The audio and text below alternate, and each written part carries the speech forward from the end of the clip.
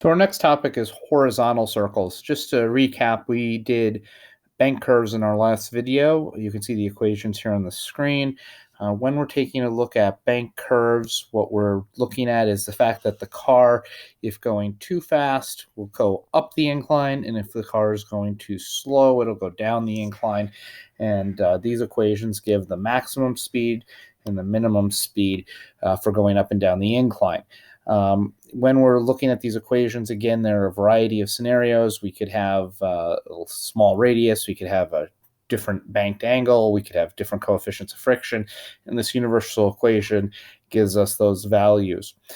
So again, we're moving into horizontal circles. When we move into horizontal circles, this is a case that looks something like this, where we have a ball or object traveling in a circular path. This would be in an amusement park, a ride like the swings, but it can be a variety of things that are occurring naturally in our everyday lives. I'm right now near a window and I'm looking at a bird feeder, and that bird feeder is swinging in a circular path. It's very similar to this after the bird landed on it. And so you run into these scenarios where objects are swinging in what we're going to refer to as a horizontal circle. When we are looking at horizontal circles, we're going to use theta that's up here, which is a little different than something that we've done in the past, which would have been using the angle down at the bottom. So keep that in mind. So here's how this equation is going to derive out for a horizontal circle. So again, we have our object, and we're going to have our string. That string is going to provide a tension. That tension is going to be where all of the upward force and inward force is going to come from. You're also going to have in this object gravity. Mg is always pulling down. It's like a bad friend. And the object is going to want to move in that inward direction, and that is going to be the centripetal force. When we look at the tension must resolve both that centripetal force, and it must counter the weight of gravity that was pulling down.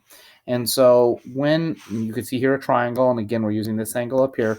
So when we're trying to find the value of the centripetal force, we can use a resolution of vectors type problem. So in this particular problem, t sine theta, sine being the opposite of the angle, is going to give us a centripetal force, which was mv squared over r, and t cosine theta is going to give us the value that is countering the weight, so that is going to be mg.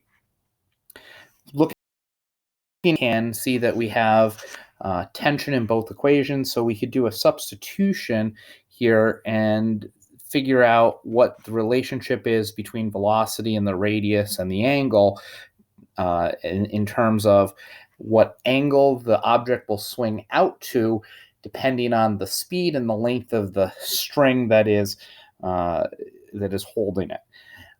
As I've said in previous videos, the centripetal force is always caused by something. In this case, the centripetal force is caused by the tension in the string. Keep that in mind, that it's caused by the tension in the string.